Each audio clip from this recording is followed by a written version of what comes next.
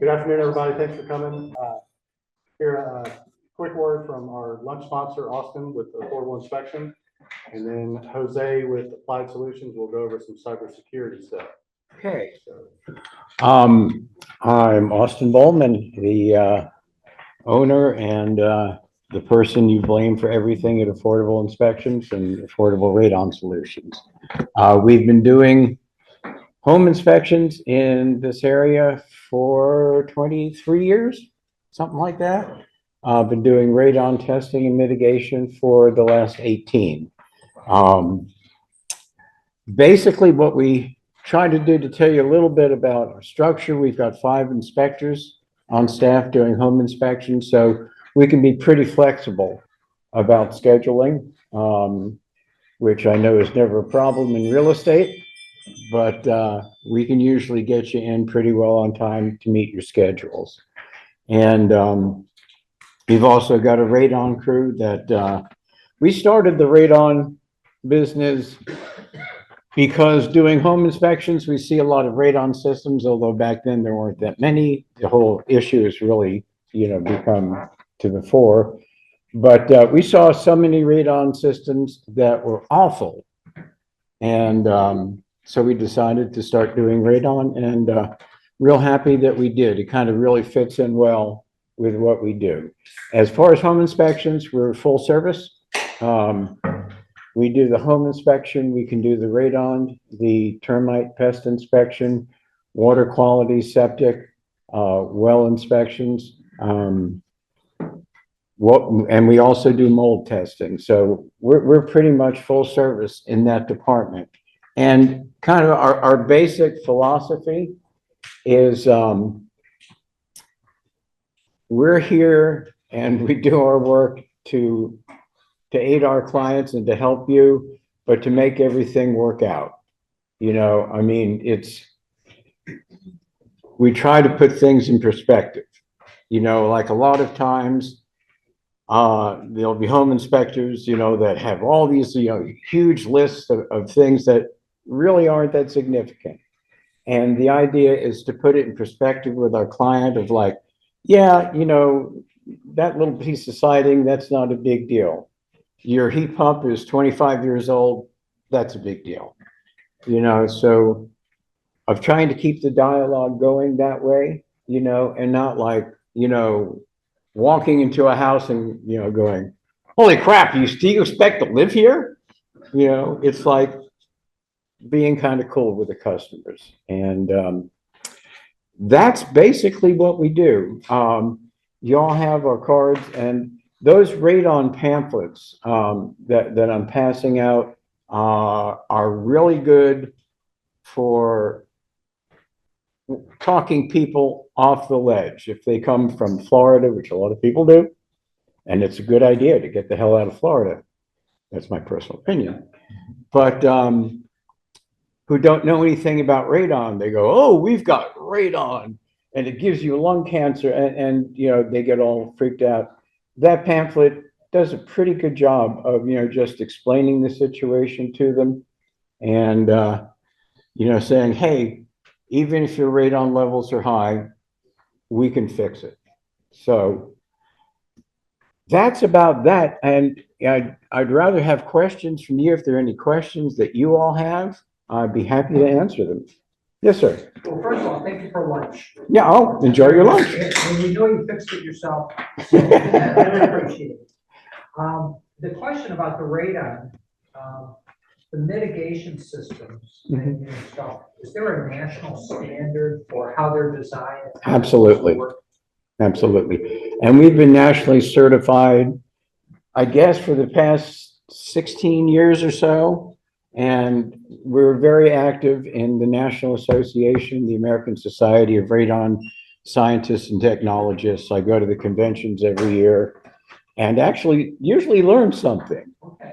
And standards, like any other buildings practice, standards change, on a fairly regular basis. So it's good to keep up. In fact, a lot of the standards changed last year. And for testing, which is something of an issue in a real estate transaction, up until about 8 years ago, the standard was to test in the lowest finished area of a house. The standard changed about 8 years ago, and a lot of realtors have not caught up with this, that we test in the lowest area that could be regularly occupied. So an unfinished basement, if somebody wants to have a gym or a craft area or something like that, that's where we would test, you know, and the idea is the spirit of it to wherever you're exposed mostly, you know, to the radon. So that kind of stuff. And every once in a while, you know, I'll get a call from a listing agent saying, well, you tasted in the basement. And I just, you know, send them the, you know, the requirement, but yeah. There is a national certification. It's not licensure that you can do this. And a lot of people do it without without the national certification. You know, we have to go through CEUs and all that kind of stuff on a regular basis, like you do too, like home inspectors do too. Yeah, thank you. Anybody else? Yeah. We just want to say that you guys are awesome. Oh, thank you. Saved deals for us and everything, so thank you. We don't save deals. Yeah, you do. Okay. Yeah, you do. Yeah, we just tell them how it is. Thank you. Anybody else? The other thing in addition to that is that it's really hard to find people that do mold, and your company does mold. Yeah. Yeah, we just do the testing and we decided, we thought about doing the remediation at one time. And we do some little remediation, but not like really big ones, you know, and because people kind of think that, and they did this with radon too, that, you know, oh, you tested it high because you want the business to fix it. And, you know, and my idea is that, would you go to a dentist to find out you have a cavity and go to another dentist to get it fixed? You know, it's a matter, if people aren't comfortable with the professionals that they're dealing with the wrong professionals. So, anybody else? Cool. Enjoy your lunch. Thank you. Thank you. Yeah. Hello. My name is Jose. I'm with Applied Solutions Group. Does everyone have the handouts? Yes. All right. So it's been a little while since I've done this. After COVID, I started hiding behind my computer, and I don't really do the in-person thing, but been talking with Brian here, and we're gonna see if this works out for you guys, if you want to continue. This is somewhat of a series. Again, my name is Jose. I'm with Applied Solutions Group. We've been around since 2000. We are Microsoft partners, Google partners, Amazon. We got certified professionals in Cisco, just about all the credentials related to IT and MSP. We are also what's known as SOC 2 compliant. So if any of you are dealing with any a lot of clients that have Department of Defense contracts or financial institutions do need to go through these SOC audits. What that does is we come in and we tell you where the holes are in your security. However, you do have to get certified every year if you want to continue that certification. But we know security. I myself focus on the software and web development side of our company. We currently manage applications for about 20,000 real estate agents in the US and in Canada. So I'm familiar with the real estate agents. I recognize a couple of you. I've worked with a few of you before. So we know and we understand why real estate agents and sometimes even mortgage companies, you guys do what you do. You're trying to grow your business, establish your brand. You're trying to, continue to get the word out. I'm just here to provide you with some information that I'm hoping is going to create a little more caution. I will say that everything I'm talking about, you can easily get around it because of the pace of technology. With AI, everything is accelerated very quickly. So people that would call us to come in and clean up their systems, or, something was held for ransom, things like that. We used to get one of those about every year. Now we're getting, a few every month. We're not able to help most of them now because they're so sophisticated. So you've got the rise of AI, you've got the rise of real-time digital payments, and you've got the rise of crypto, which is a little bit more difficult to track those funds. So to get right into it, I'm just going to briefly talk about the 5 biggest threats to real estate. I'm going to breeze through this. Some of you may be very familiar with some of these threats, and some of you may not be. So if you do have questions, if you don't mind holding those for later. If you guys are just nodding your head and yes, I've heard all that, that's fine. That'll give me more time for questions and answers later. The other idea is that if this works out well for you, this is a very basic introduction to cybersecurity. We can continue these. So if you're interested, please let Brian know. We've been trying to get this coordinated. I'm ready to try to be out here maybe once a month, maybe once every 2 months. But things are moving quickly, and there are many things that you should be aware of. So again, I'm going to start with the acronym is BEC, but pretty simple concept. It's they call it business email compromise, and what they do is they simply fake your address. I assume everybody has experienced that, where you see an email and it looks like it's from somebody you know. You look closely and it doesn't quite look right. So that is by far the top threat. 2024, over 21,000 complaints related. 2.9 billion was lost. Those were the adjusted losses. Now that, of course, is taking into consideration the larger markets in the U.S., but for North Carolina alone, it was 182 million. And again, we understand the psychology, well, not as much as you guys do, but when that transaction is going, especially with first-time home buyers, there's a lot of questions, a lot of communication. There's that anticipation of your email. We're going to get into examples of this, but that email comes to them. So this isn't just for you. This is also for your clients. They want to quickly respond because they don't want to delay closing. So just keep that in mind, that communication over email has become riskier and riskier every year. It's not that difficult for me to pretend to be you and send your client an email. And again, some of your handouts don't have the details. I did add sources to it, but if you guys need digital copies of any of this, let myself or Brian know and we'll get you guys a copy of this. So again, so now taking that to the next step, since 2007 when the iPhone was introduced, we've all been controlled by this little guy here, which has introduced a new method of communication, which is texting. What people are finding is it's the easiest way to communicate. It's in front of them.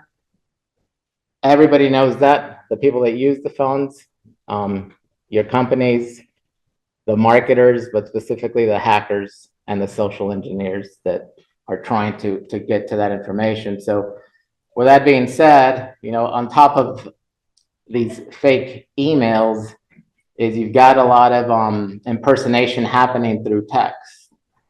I don't know how many of you deal with any kind of SMS or text messaging marketing, but you have a couple options. You can either find somebody that's out there that is, Spam Act compliant, that is making sure that everything is by the book, or you can try and do it yourself.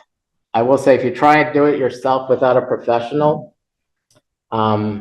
you're asking for trouble, because it is very, very simple to spoof text messages as well. So again,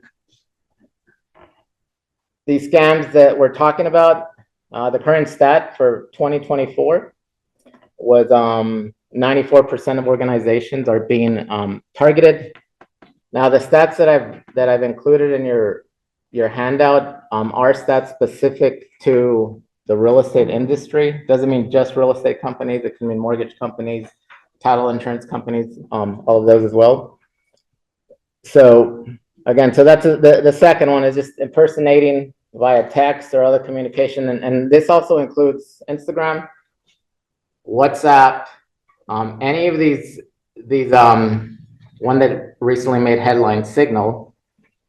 All of these are very simple to impersonate another person. I'm sure some of you have seen where you have a friend on Facebook, they're not very active on Facebook, and all of a sudden you get a new friend request from them because somebody's setting up a fake profile for them. Again, what do you need to be able to do that? You go to somebody's Facebook account, you can see that they're all about talking about their new house and their house hunting. They're starting to paint the picture for the hackers. Like essentially you're giving them, so all you have to do is create a private profile with your picture and begin to find out who else do you need to impersonate to make this happen. All right. So I'm not going to get into all the examples, but the oversharing online, that's another big one. And I'm not sure how many of you are on TikTok. I don't know, but I know that if you're not on TikTok or on Instagram, you have coworkers that are. There's always a lot of excitement of like, I have this closing coming up. I just closed, or, you know, all of that information, you combine that with what you have already published on your website and any public website that says, Terry Horner is up here. These are his assistants. These are his agents. I now have the perfect framework of who I need to go after. So first I need to get them comfortable with me pretending to be Terry, Mr. Terry over here in the corner. Sorry, I'm using, I'd be okay with me using your name. I'm gonna pretend to be him. I'm gonna casually, I know that I've got my target on somebody, they've got a closing, they're excited. It's a pain to find a house in this region. I finally found a house. I, the client, am gonna let everybody know. I finally have a house, you know, my real estate company's been awesome. My mortgage people's been awesome. I'm so excited. Me as the enthusiastic first-time home buyer, I want to make sure I give them props because I want to make sure nothing goes wrong with my closing.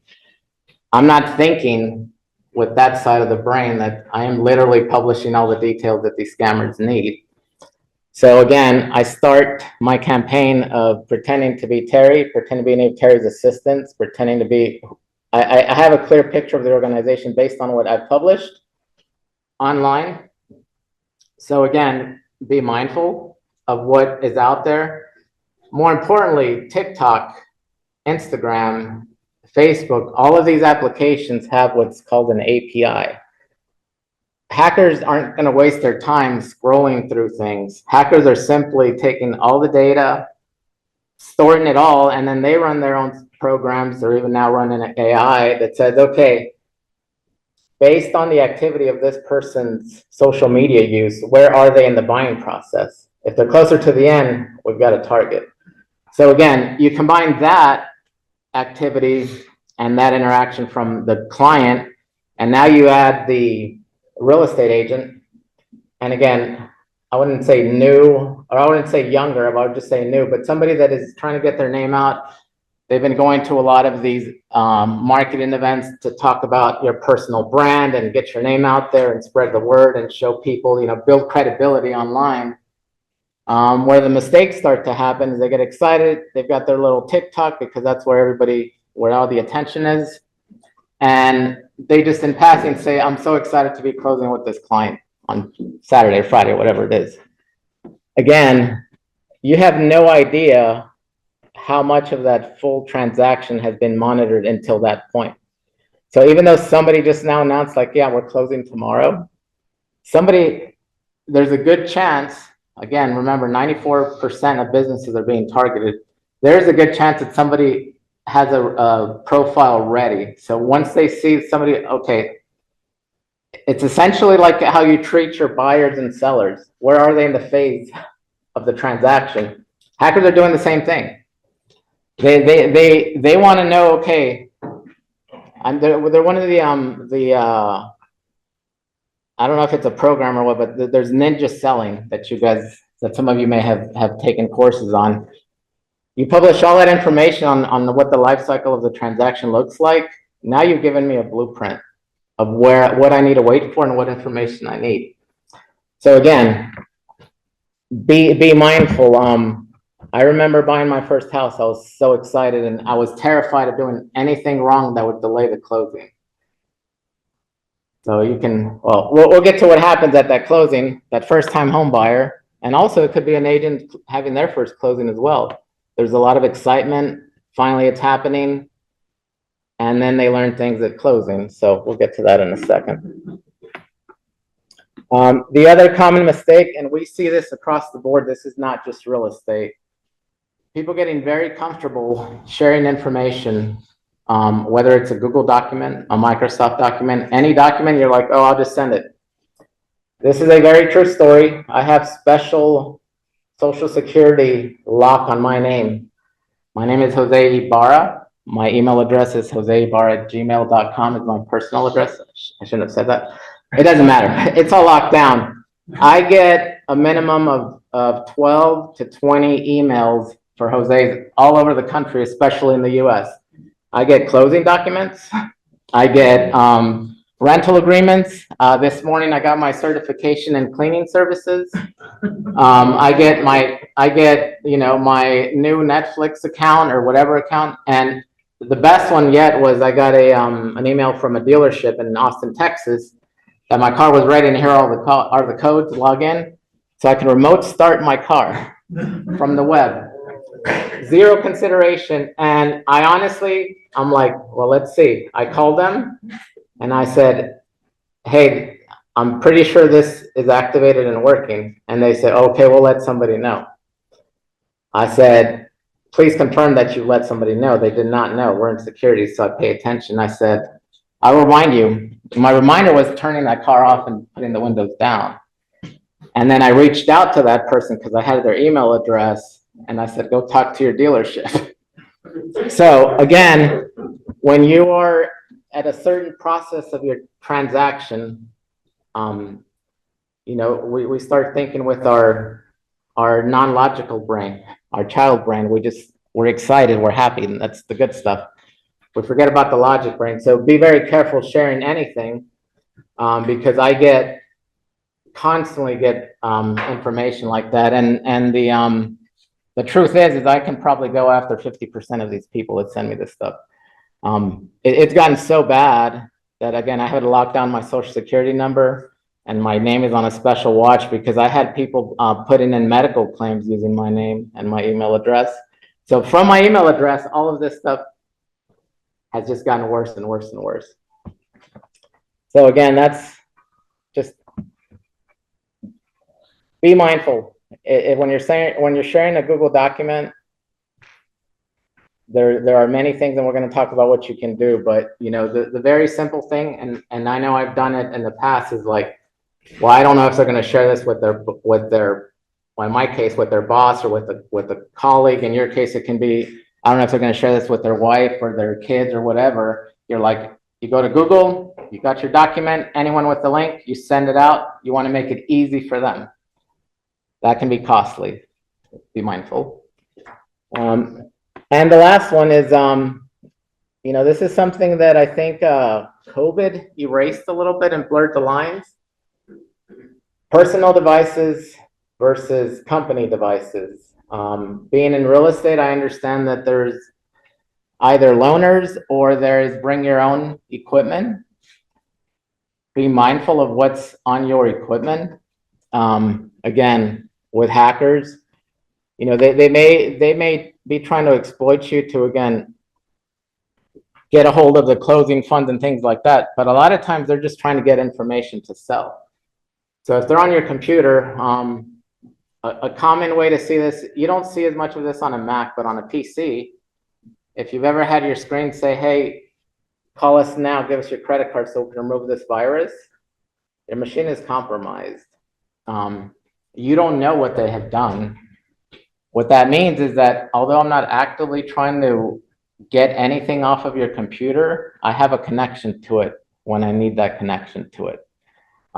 Most of those scams, they involve crypto, they involve cash. I recommend taking it to a shop and just make sure that machine is clean. That I understand the urge to be like, okay, I deleted it, I restarted it, I updated my malware scanners and my virus scanners. I'm good now. My computer feels normal. We have had people wait 8 months to hack into a computer. They will literally leave it all the same, and then 8 months later, what happened? Oh, I got this email, and with our company, we're an MSP, so we have ways of being able to track things to their origin. But most people don't, you're not thinking about that. So again, those are the top 5 threats again are hackers compromising your email service, phishing and spoofing, which just means pretending to be somebody that they are not, oversharing online, document sharing or unsecured document sharing, so you're not securing those documents, and of course, personal device exposure. Leaving your phone in your living room, and you want to make it easy for the kid to grab it and play with it. How difficult is it for you when you accidentally leave it in a restaurant with somebody that's targeting you and they take it? So lock your phones. A biometric is the best. Not everybody's comfortable with that. At least have a PIN. That's in general, personal or work. Keep a PIN handy. All right, so on to some of the quick fixes that you can do today. These are very simple in concept, but I can tell you now they are a pain in the rear. They can be difficult, but you have to understand that there's I mentioned 2.9 billion in losses for very, very simple mistakes that people make. So what MFA means, you'll hear this term, sometimes you just hear the 2FA, but multi-factor authentication. I mentioned a couple applications you can look into.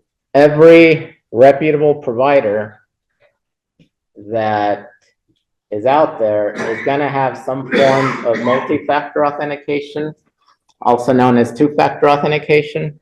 The difference in two-factor authentication and multi-factor authentication, multi-factor means you can use something outside of just text me a code or email me a code.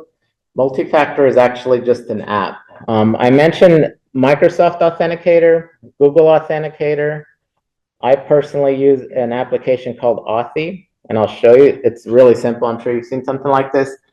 It generates a code every 30 seconds. Now, where this breaks down in your world is you have assistants. And now I can't log into something or do something because I need that two-factor code. That is a problem I do not have a clear solution for because you agree to represent this client.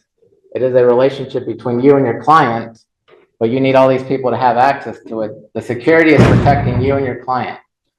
So there have been some cases where with multi-factor, there are some enterprise applications where the code can be shared, but somebody has to sign off on it. So there's now a legally connected, one person is connected to another person legally, but I understand the challenges of having two-factor for everything or multi-factor for everything, but I would say that just consider having any of those methods on applications and devices that hold sensitive information. If it's your throwaway Gmail that you use for the junk mail, it's not a factor. But just be mindful that if I have phished your username, it's not that difficult to run an attack on the password that it may have.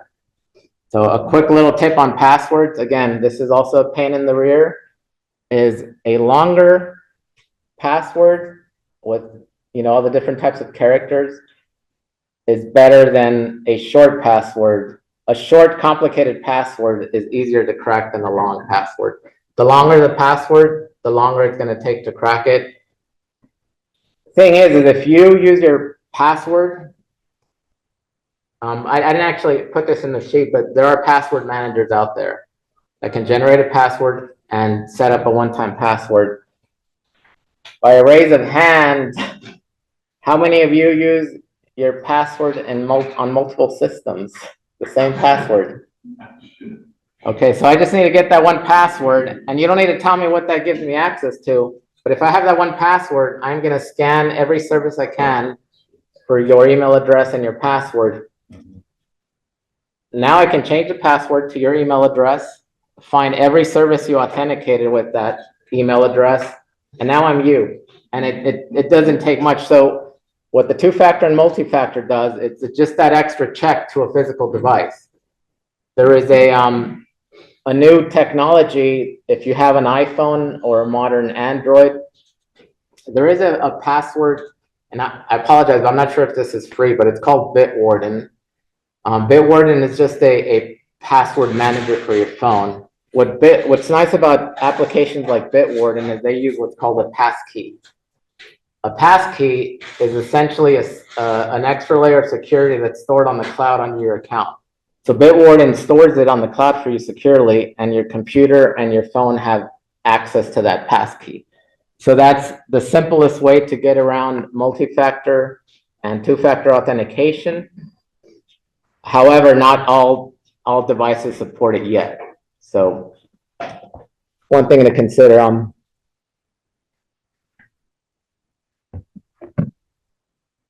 So any questions on multi-factor and two-factor authentication? I just got a new computer Yes. and now it's multi and two-factor authentication on everything, on all of my programs. And it never was like that. Is it because I got a new computer? Everybody is implementing two-factor and multi-factor. And now it's like I even have to do that to get on Facebook, and I never had It's- to do that before. It's super annoying. Again, disabling on something like Facebook, if Yeah. you're not talking about your business or timelines of anything, that's not an issue, but just be okay with my Facebook account is gone because somebody took it. You know, if it's that important to you, then you don't want that I can care less about my Facebook account. I have a Facebook account. I think my picture is like the logo of my company. I deleted my Instagram account. Social media is, aside from what we're talking about, it's very easy to manipulate. You know, So this But, passkey yeah. thing that you're talking about, can that be Yes. for all of my programs? yes. And again, I'm gonna leave my information with you, but there are some password managers that now save your passkey. So even Apple's built-in password, I think they call it key manager, or I forget what they call it, but every Apple device, phones and computers have a password manager built into them. They've got the passkey functionality built in. Yeah. So you usually what'll happen is while you're setting it up, it'll give you a few options. The regular SMS, just enter a phone number, verify it, and then they'll also recommend multi-factor authentication apps like I mentioned, Google Authenticator, Microsoft, and Authy.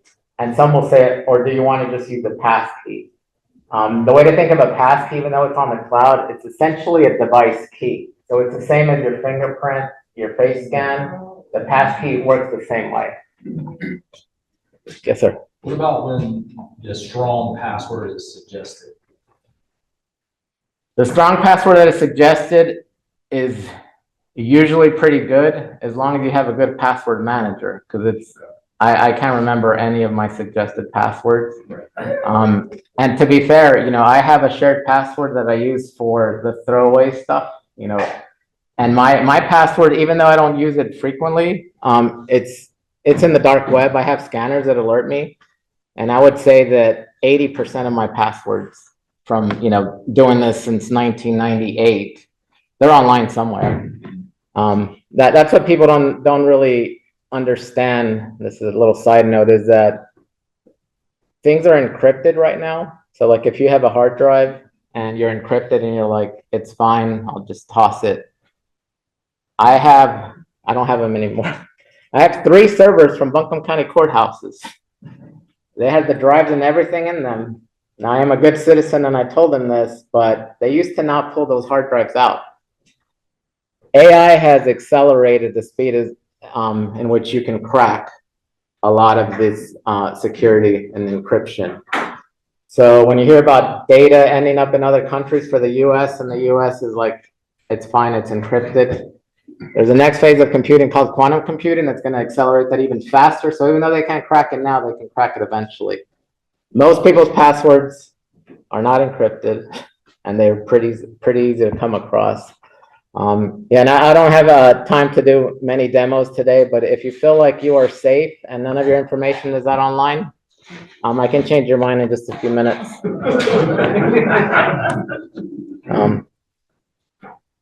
So now with again, just something else you can do is be mindful of what you're sharing.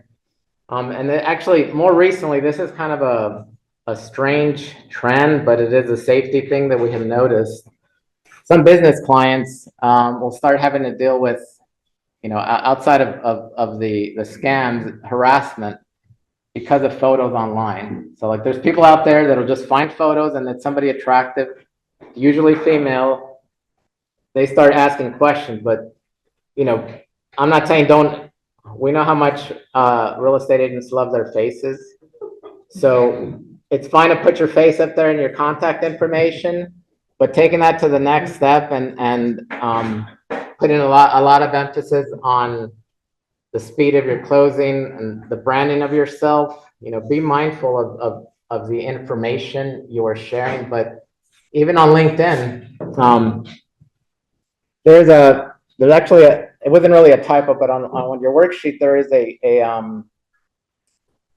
case that happened in 2023 where $17 million was taken from the government.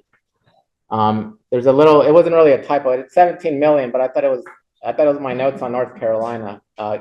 Caribous County, I believe that's how you say it, lost 1.7 million. Of that 17 million, they're 1.7 million. So this is in North Carolina. The scam was not that complicated. They figured out who the contractor was involved in this big deal. And really early on, they began creating profiles based on what they found on LinkedIn. So the whole company, all the details, you go to LinkedIn and find the company, you were looking at the fake company. The real company wasn't paying attention. Nobody's checking to see where they're linked, what profiles are LinkedIn about them. Now the government got involved. It was all basically just social engineering. They did not hack a single computer.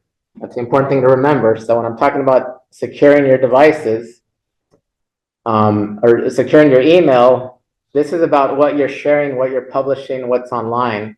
They did not hack a single device. They simply set up all these fake profiles and created this network of personalities that were involved in the project. The state didn't catch it.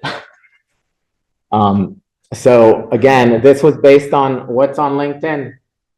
Have your information, have your titles, but don't give them all the details. This is the big boss, these are the assistants, these are the people under them. This person, they can learn that by interacting with you. They don't need to learn that on the internet. All this information is just making it a lot easier for them. All right. Number 3 is make sure you are sharing your documents securely. We see this all the time. Somebody, it's a document out of Dotloop, or it's a signed document and it's a pain to share it, so they just download it and share it. Avoid that or don't do it. It's up to you. You are all adults. But if you do have to share things, make sure you know who you're sharing that with. Make sure that you've confirmed email addresses. And again, that's where things get tricky, is that you're at the end of a transaction, things are moving quickly. I'm just going to download and share this, or here's the Google Doc. I'm going to, some people think that it's secure enough because I just set it to view only mode. I'm still sharing it with anybody with the link. You got to take that extra step. shared to the people that need it, and only those people. I think it's common sense keeping work from personal, but I know it can be a challenge because a lot of your personal computers are also your work computers. Again, just find a system that works for you where you can track these sensitive documents. If you don't need them, back them up or have your company give you a way to back them up. Keep sensitive documents off of your computer. It's not the ease and convenience is not worth it. So if you do not have a system in place, talk to your company, talk to your people, research it online if you need to, but there are ways to securely store documents now. I mean, Google is out there, Microsoft's out there, Dropbox is still pretty good. People get a little bit careless with Dropbox because of the sharing I mentioned, but it does work pretty well. And then the most important thing that you can do is, pause and verify. I keep talking about that those last few weeks of a closing, or we have a closing date. That is a good opportunity for you to really, cross your T's and dot your I's. I think, in my opinion, I know you guys have your own methodologies, but I think that if you know a closing is coming, part of that final part of that transaction is to clearly state to your client the people that are involved in the transaction and their email addresses, so that hey, you should be getting the closing documents. Well, as a hacker, I'm like, oh look, they just said that they're doing whatever they're closing. I know which mortgage company is involved because they mentioned it, but just be mindful that last part of that transaction. Who is involved? Who's a mortgage officer? Who's the mortgage officer's assistant? Who's a title insurance? Who's the attorney? At the very least, if you can remember all that, just remember to train your clients to call that office if they get any questionable text or emails. It's a really simple practice to do. If we're working with Gooseman Rose and I got this text or this email or this phone call to hurry up and wire money, the very first thing I should know to do is I call Gooseman and Rose.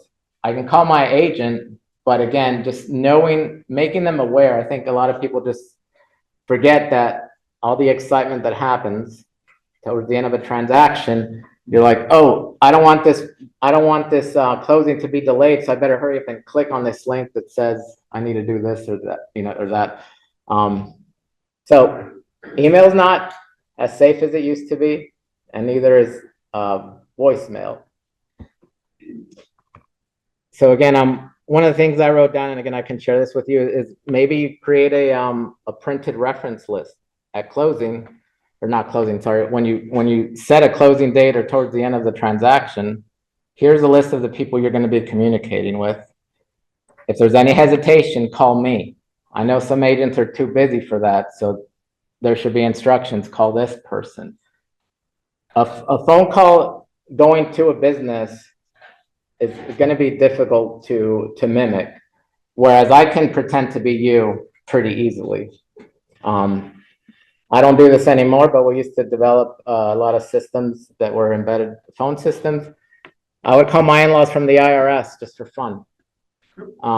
Then they passed laws the next year, so that was very illegal. But again, this was back in 2006. So technology has, I mean, it's very trivial to do.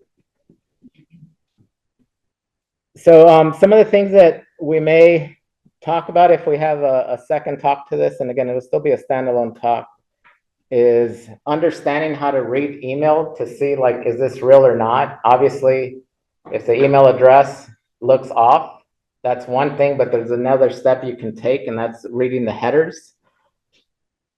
Sometimes I can say that I am you, but the email will say, your email address on behalf of another Gmail address. So some more advanced things is how to spot the fake stuff that's coming in. I will say a couple things to keep in mind. Text messages from numbers you do not recognize, that you're unsure of, please do not respond to those text messages. Same with phone calls. I know you guys get a little excited because, oh, a Florida person is coming in. I need to take this call, and this may be the deal that, this is the one I'm waiting for. Be very mindful, especially the call me on WhatsApp. I mean, you guys are probably aware of all this stuff, but one thing I'll say about voice, and this is for another talk, is a very common and simple thing that I can do probably would take me, I don't want to lie, I'd say 10 minutes, but maybe 30 minutes, is I can give you a call from an unknown number.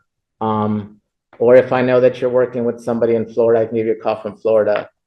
And I can be like, hey, I'm helping such and such with this transaction. I just have a quick question for you. If you don't mind, call me back. I'm going to be in a meeting, so just leave me a voicemail. It takes about 12 seconds. If you leave me a voicemail with about 12 seconds of your voice, I can now clone your voice. So now that you left that voicemail, now I can call your client using your voice with a script of whatever I tell you. That's out now. Sorry. These texts that just say hello.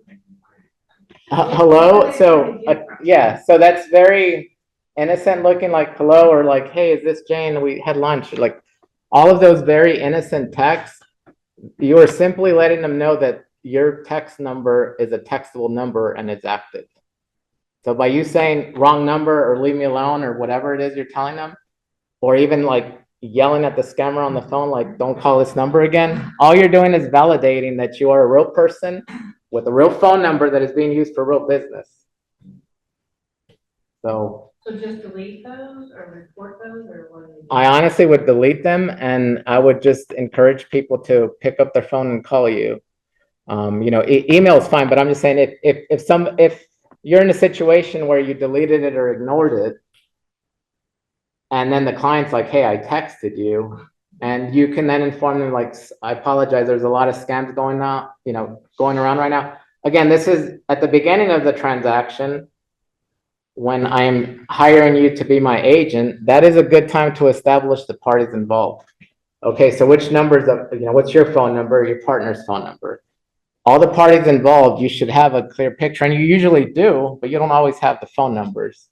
You do eventually, but you know what I mean. When it's really early, you're like, okay, fine, I'll call you. Again, that's another point of the transaction where things can get a little bit iffy. And I work with a lot of, we don't have as many local clients now, but we used to do everything for Beverly Hanks before they were with Allen Tate. And the number of inquiries, it's been 5 years since we saw this, but the number of inquiries where people were like, this happened right after COVID. We've got cash for a cash deal. We want to come in and do that. There were a lot of cash deals happening, but the amount of agents that picked up the phone and immediately started on the transaction without thinking, I wouldn't say which company, but there was a company where somebody lost $68,000 because they wired the money not thinking. And the agent was just like, yeah, I learned my lesson and moved on. Or like, I believe there's a room for a policy change on how we handle that. So I don't want to get into all the, there are some applications that can secure the communication. But right now I'm just sharing the basics of what's out there and what you can do. The other thing that is coming, again, with everybody trying to do business online, which I am a fan of in person, even though I finally showed up because I didn't really want to do in-person stuff, it is very simple, and this would take me more time to do, but it's very simple to deep fake you on a video call.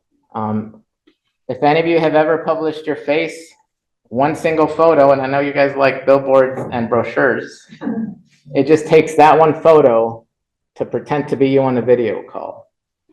So again, we're not seeing that as much here, but in larger markets, it's already happening.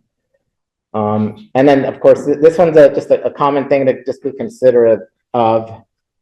And I'm sure your brokers already have a very strong grip on this, but anything related to financing, never get yourself involved with any transaction that's financial that is over text, over voicemail, or over email.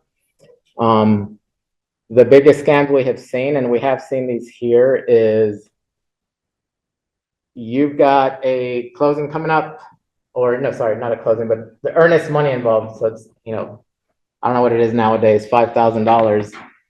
I got wind of that happening. So I'm like, hey, I'm gonna go ahead and send you the money using Cash App. So I'm pretending to be the client now.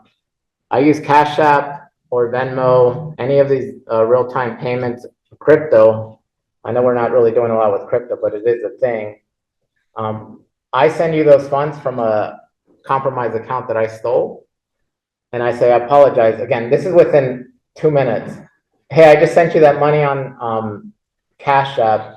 My apologies. I made a mistake. Can you send it back? And again, I know this would never happen to any of you guys. They send it back and they're like, hey, just, you know, and again, this is just a scenario. This isn't likely to happen. For your troubles, let me go ahead and eat 500 of that. So you keep 500, send me the 4,500 back. When I apologize, it was my mistake. I did not know that I couldn't do this. You know, they're pretending to be like new. What happens is that now that $4,500 was returned to a real account, the person that returned that money from that originally received that money is now out $4,500. And now they're going to get questioned on why were they sending money to a compromised account. So there's no winning in anything financial with real-time payments. And again, this isn't something that we see a lot in the real estate world, but we're seeing it everywhere else. All right, so again, you know, my intention today is to make you aware of the 5 threats.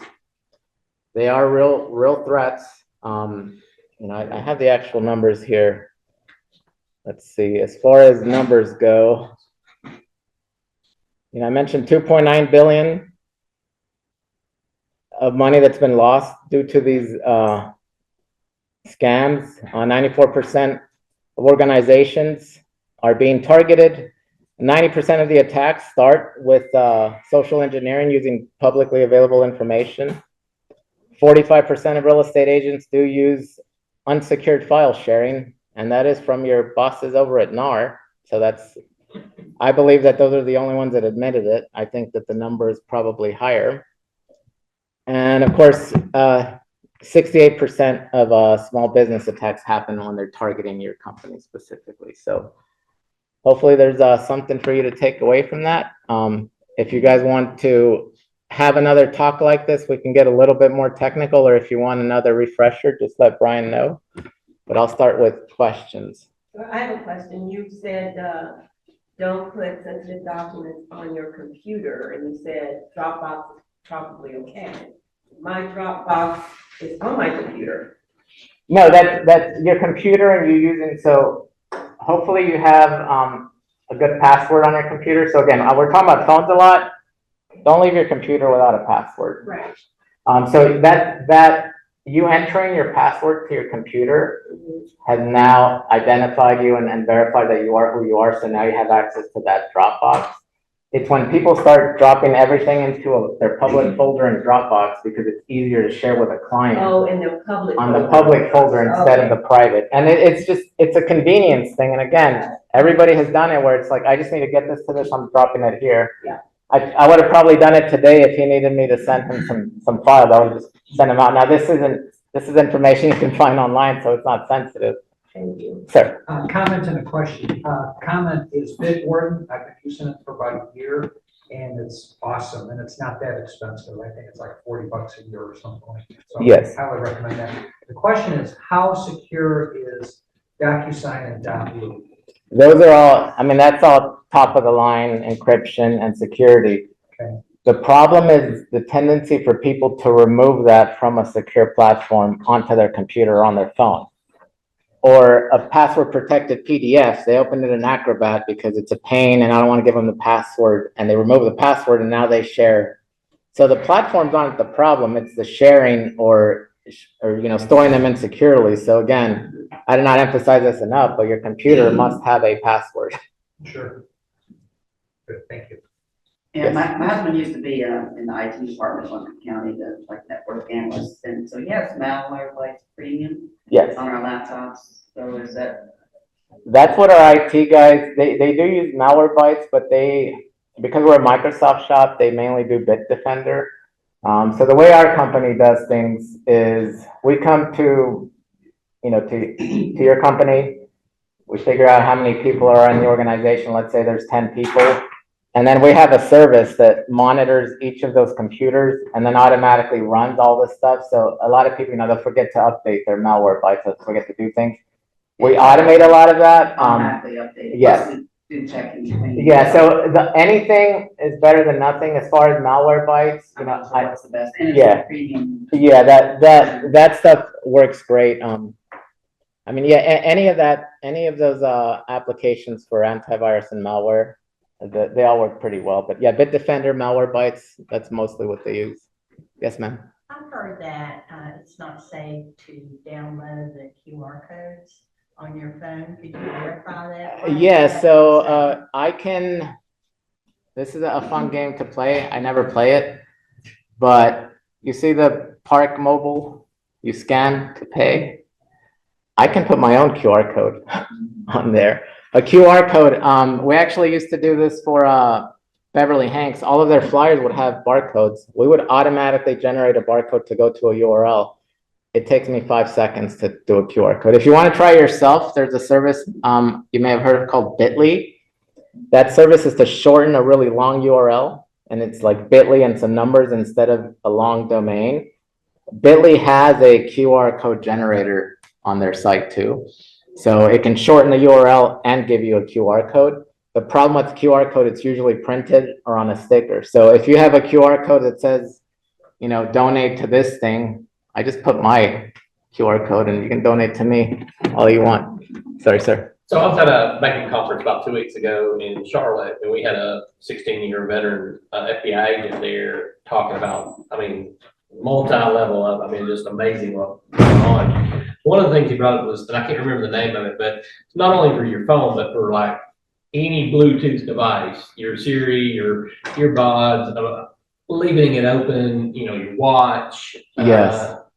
Yeah, that's a more advanced topic. That is, well, I would say that if anybody would to be targeted here with something like that, it's a targeted attack. It is very sophisticated. I have never been like a big hacker person, but I used to go to a lot of these hacker conferences in Vegas. There's DEF CON and Black Hat. Those are sophisticated. They're getting simpler. What he's talking about is you are thinking, oh, my phone is secure, and then you plug up your headphone to it, and now you go somewhere else and you're like, oh, free Wi-Fi, or, oh, look, they say they have a speaker here. You start connecting to these devices. That connection is access to your device. So we didn't get into this, but that's where things like a VPN are very helpful if you're out New York City, Los Angeles, Miami. There are thousands of free access points for free internet, and they will give you the fastest, bestest internet, and they are very easily just collecting data. Now, to be fair, your applications like Google Docs or Microsoft Documents, any of those, they are encrypting it when they leave your computer. So some of that is encrypted, but like I mentioned before, it's a matter of time before they start cracking some of that encryption that's already out there. So again, just be mindful, but hardware, if I wanted to, let me think of some ideas on how I can get access to your, what business are you in, sir? I work for a bank. Oh yeah, so you guys are awesome targets. So we used to actually do all the Bank of America's, all their routing and switching here in Nashville. Yeah, you've got to be extra careful, but honestly, the biggest advice or the best advice I can give you outside of the clicking on the digital stuff is you guys like giving these little USB sticks with your logos on it. If I send you one from, Alan Tate, and I'm saying, hey, can you check out these docs? You did not verify things. You just gave me access to your computer. Now, again, your sysadmins should have that locked down. It happened here. The federal building, They had that's where our data center is. But in the federal building, they had a situation where they just left, everybody can just USB and they would listen to music. This was a few years ago. They got hacked. They pulled out every USB drive from every computer, and USB is not allowed there. Bluetooth gets locked down because Bluetooth has the same file transfer protocol that it can be used for that. Most people don't do that, but if you made somebody angry that is a hacker, they may target you. If you are congratulating yourself often about all these transactions and all this business you're doing, great. I know where to go now. Again, I hung around with a lot of, white hat hackers and some black hat hackers, like all that stuff. But I will say now that there was a lot of, the new breed of hackers can care less about your feelings and how bad it hurts you. Before they would be like, okay, I'm just gonna take this. Now it's like, let's take everything we can, throw it into crypto, lock it down, switch it. And once it's in crypto, I can distribute that money instantly to a million wallets. So like be mindful of your hardware. I don't want to get into it, but there are ways where if you want to take that next step on securing your devices, first start with multi-factor authentication, and then we can talk about other things you can do. But it's not that difficult. When I was at DEF CON, our minivan was stolen, and every single ATM machine at Caesar's Palace was hacked. So everybody that had done transactions, they also set up free Wi-Fi all over the venue. Again, this was 09 or 08, 09. Anybody that connected to that Wi-Fi, they had the wall of sheep, and they would publish your email address and your password that you used to prove to you how silly you were. Any other questions? So are you saying we should never, like, if we go to the airport, we should never use their free Wi-Fi, or we should just stay off of it? That's where, well, we can have another conversation about this, but I'll say this. Be mindful of what you're doing during that. And remember, when you're logged into your Microsoft Outlook or Google applications, that's constantly logging you in to see if you have access. So there's information being passed. I prefer VPNs. A VPN basically just lets you create a secure connection somewhere else. So even though somebody can spy on you, it's encryption on top of encryption. So it's much, much more difficult. And people don't, when they say encryption, they don't really want to mess with it because it's a lot of hard work, unless you're being targeted. We used to do this thing, or people I know used to do this thing called war driving, where I would get in my car, have an antenna, and just drive through downtown.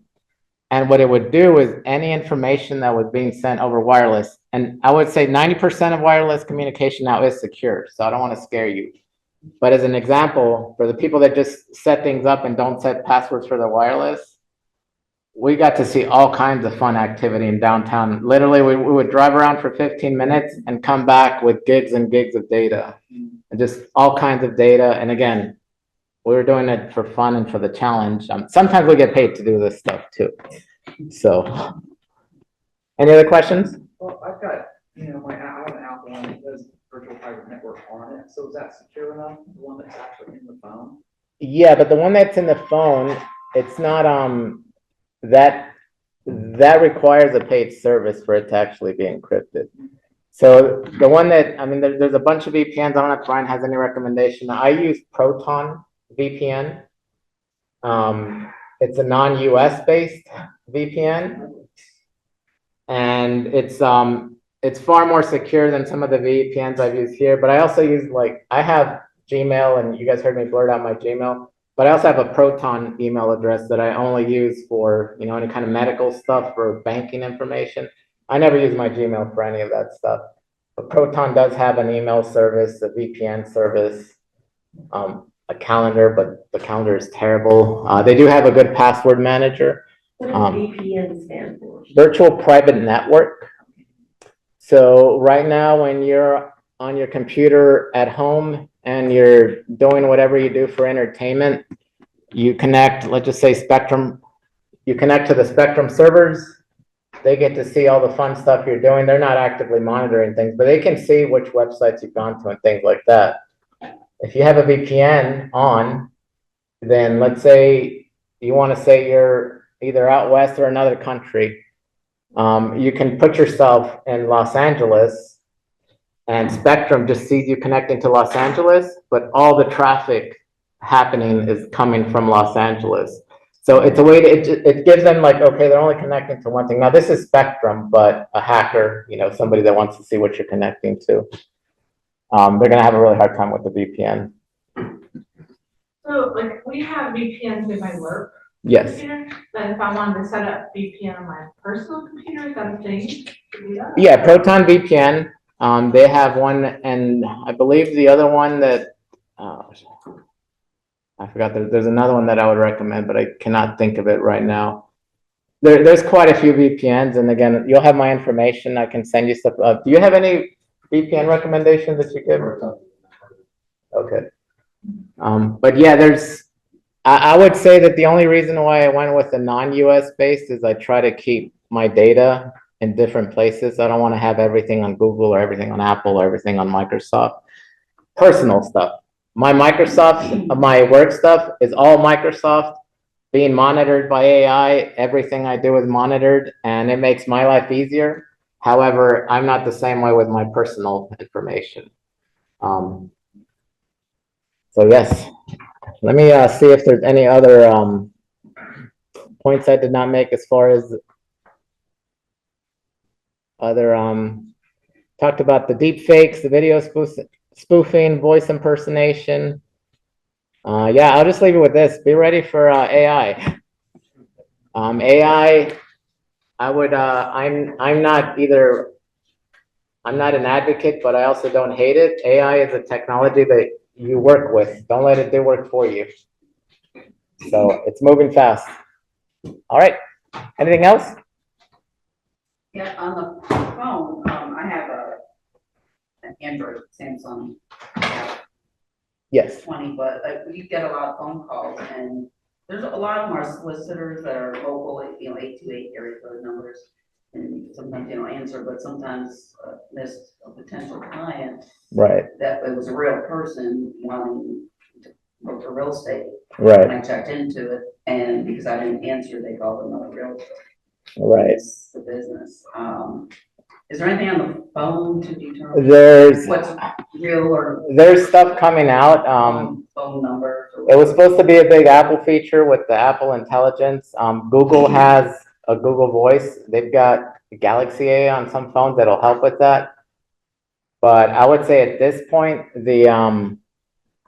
don't even want to say it this way, but losing a client because you weren't fast enough, you may want to think of different ways for that client to try to reach out to you, because that's where a lot of mistakes happen. That small window of I better take this call, you take it. Again, it can be a scammer in your phone. I mean, your information is published all over the place. And sometimes it's buyer agents calling my listings and Yes. questions. And, I mean, a lot of them do not leave messages, but then they'll send me a text message sometimes. Yes, yeah, I would say that's where, again, I don't have a good answer for that, but that's where you want to educate people at any chance you get. Yeah, because a lot of calls come in and will say potential spam, so I don't Right. answer those. Right. But there's still a lot of, Yes. it's a lot of solicitors, but who knows, they're fishing for. Well, it's a lot of what they call FOMO, the fear of missing out. They're And having cloning local phone numbers, it looks like. yes, and the thing is now that it's really trivial for them to call you from a local number from the Philippines, Brazil, China, wherever they're at. So yeah, I'm here to make you aware of what's out there. I don't have all the answers. Yeah, I don't know if it's anything. Yes, they're working on with AI. They're working on you can have your own call attendant on your phone. So like if somebody calling your phone will be like calling an office, like, it's annoying, but it's a thing. With Google Voice, for example, they have to announce their name before the call even comes through. Oh, So I had to do it. yeah, there's different technologies out there. Yeah. The Pixels have a Google Assistant where it'll screen the call. Yes, yes. Usually they're online, it's usually Hangouts. Yeah, and it's, and a lot of times, Yeah, a lot of times they're just checking to see if the number is real or not, but again, in real estate, your face and your phone number is on a billboard or brochure somewhere, so that's just part of your business, so just figuring out how to keep that in a little DMZ where like, okay, is this real or not? What steps should I take? I understand why you want to take that phone call, and most of the time why you need to take that phone call, it makes sense on why you do it, just being mindful. Yeah, because a lot of people, they want immediate information, they don't wanna wait, somebody to call back hours later, maybe.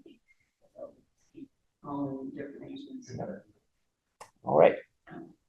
Well, thank you, guys. My contact information is on the handouts. If you have any questions, I will entertain some of them. If you email me too much, I will tell you to stop and wait for the next conversation. Thank you. Thanks, Thank you. Thank you. Thank you.